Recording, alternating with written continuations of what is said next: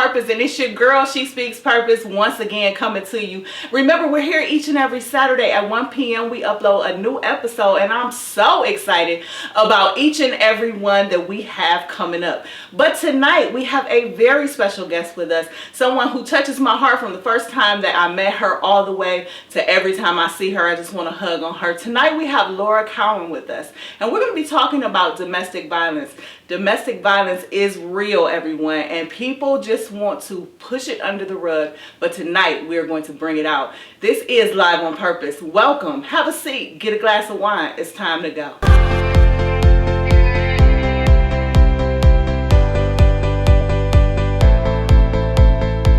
Welcome everybody. We are back live on Purpose, and my guest tonight, Laura Cowan, joins us, one of my favorite people here in Cleveland. Since she was nominated for our Stiletto Boss Awards 2015, all the way to right now, we have kept in close contact with our circle of friends, of influence, etc. So I'm just so happy you could join us here on Live on Purpose. Thank you so much for agreeing to be on. Absolutely. That's awesome.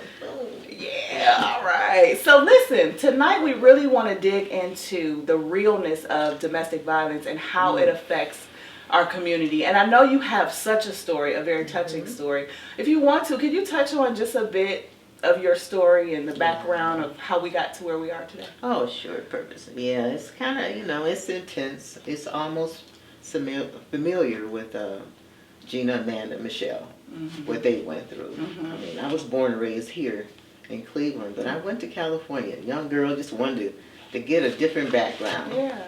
And I met a guy, and we got married, and everything was going pretty well. We had 2 children. We had 2 businesses. He was Muslim with the Nation of Islam. Okay. And then all of a sudden things went sour quick. Oh, wow. He was arrested. He went to jail for selling illegal firearms. Okay. So here I was. Now I got these businesses. I got these little kids. I didn't know what I was doing. He ran all of that. Right. So I went to the imam in the town, and I said, I need help. And he referred me to one of the Muslim brothers over there. Okay. And it really sounded like it was a great thing. He came over with his son. He was trying to help us get the business afloat. I ended up shutting it down anyway. But I thought it was a blessing, And he said, well, listen, why don't you and your children move in with me and my wife and kids until your husband, get out of jail, get back on your feet. And I thought, oh, wow. Yeah. But it was not a blessing. Wow. Because I did move in with them, and it was a nightmare 4 years. Oh my goodness. It really was, of torture. And to make a long story short, when I tried to get out of that situation, he took me and my children, he locked us up in a garage for over 6 months. Oh my goodness. No one knew where we were. We were held captive by him. Now you didn't have family in California. No, right? none, and that's the isolation of it all. Right. So they didn't know where we were. So they're out searching and everything, and we're in another part of town. So it was scary.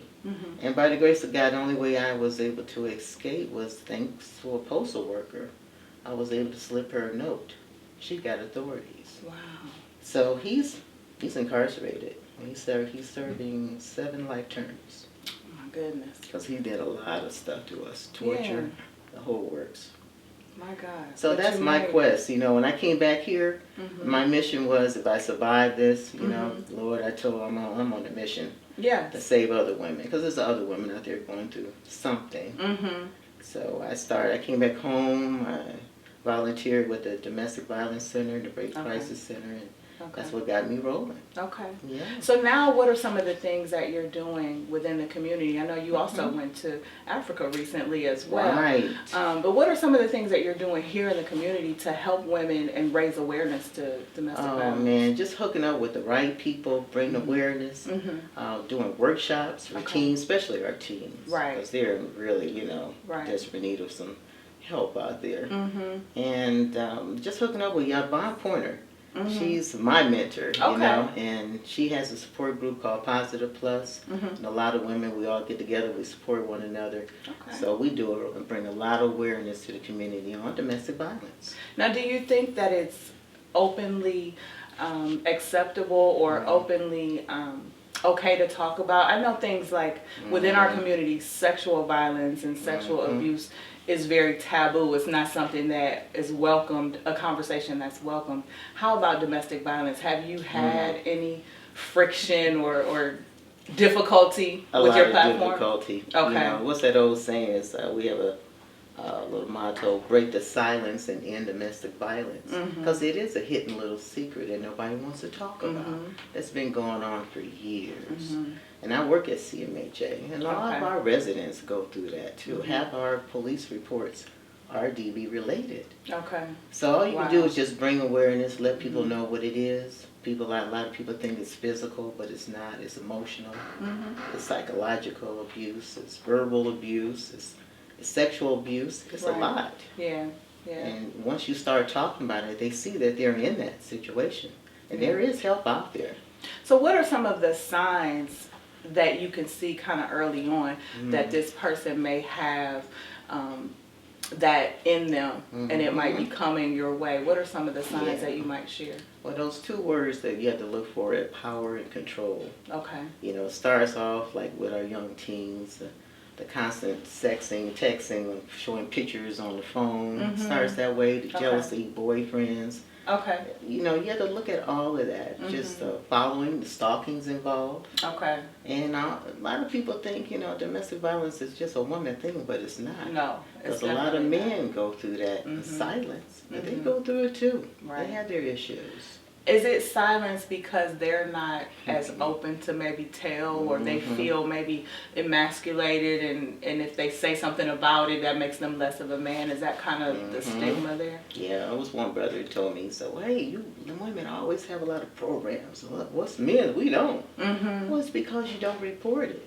You don't. Right. And you know how the government is. You get the funding, they get the numbers, they get the funding. Okay, right. And guys don't report it. You're right. It's because they feel like embarrassed.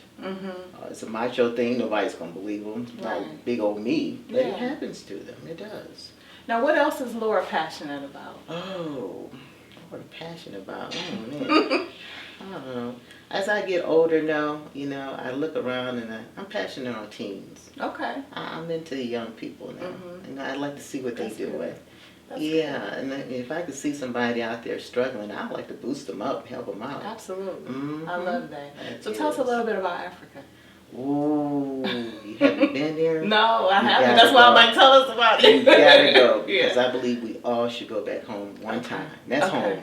You hear me? You felt it? Did you feel it? I saw it off the plane. It was something in the air. Wow. Oh man, you saw the ocean on the coast, and it was just, you can almost hear our ancestors saying, come back. Oh my God. It was just that eerie. I've heard that. I've heard that experience is something that everybody needs to experience. You got to experience And the crazy part about it is not just our heritage. We've all come from there. Everybody. So we all need to go back home at some point. I love that. It's a blessing. And the school is beautiful down there. Okay. All the kids you are helped so to build friendly. the school, right? Oh, you bond. We just raised money and got that together. Are you kidding? She is phenomenal. Okay. I need to have her on Live on Purpose. You got her on Live on Purpose. Because now we're going back next year. Okay, wow. And she's building a second school. Yeah, Live on Purpose by next year. We can go with you. Oh, wouldn't that be awesome? I know. Let's just speak it right on to existence, That's right? it. All right, I love it. Bring the camera crew. I know, and let's go. When you see all those people, and they're beautiful too. I mean, their skin so smooth and pure, and the women so friendly. Oh, the children are amazing. Well, let me switch topics. This is my favorite question to ask my guests. So if I come over to Laura's house on a Sunday, what you gonna feed me? What's your signature dish that can't nobody cook like Laura? Well, you don't want my kids to tell you because they say, Mama, you can't cook. Oh, okay. Well, what do you think you could cook real well that I won't tell you it's not good? String bean casserole. Really? That's the only thing. Well, I don't know why. They love the string bean casserole. Oh. They don't like the macaroni cheese. Oh, they boy. I don't know why. Yeah. You like it. Okay. All right. Fried chicken, they talk about that. They talk about everything, but that string bean casserole. So your kids survived with you. Yeah. What do they remember what went on? Have they suppressed it?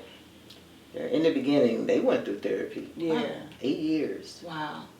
Between Applewood, Beachbrook, been on medication. Okay. But they're doing much better now. Yeah. Are they also involved with domestic violence awareness? My youngest like one that? is. Okay. Yeah, my son now, he's in school in Denver. My middle child, 21, she works at Cleveland Clinic. So the baby, she's 17. And I roll with her. Wherever we go together. Yeah. And I want her to see what's going on. Yeah. She might be the one I pass the baton to. I'm getting up there, you know? No. Time to pass it over. No. Let her handle it. I mean, I am too, so we can't do that. We can't do that. Yeah. Well, let people know how they can reach out to you and what have you. I have a website, lauracowanstory.net. Okay. And I'm on Facebook, as you know, Twitter. Yeah. So, please feel free to reach And you're out. free for speaking engagements and workshops and all that. Awesome. Yeah, well, I can't thank you enough for coming to share your story with us. I feel like this you. Thank you. You're doing so much stuff. Thank you. I feel like this is a good opportunity, and I have to use every platform that I have to inform the people and raise awareness. I'm very, very proud to have you on the show, and I'm glad that we fostered our sisterhood and we keep it going. Because of you, my board is growing bigger. Good. And you know, April 16th, we're going to do it again, so I can't wait. Bring it with you so we can take a look at it. Okay, thank you. All right. Well, thanks so much, Laura Cowan. We will be back in just a second for my final words. Thank you.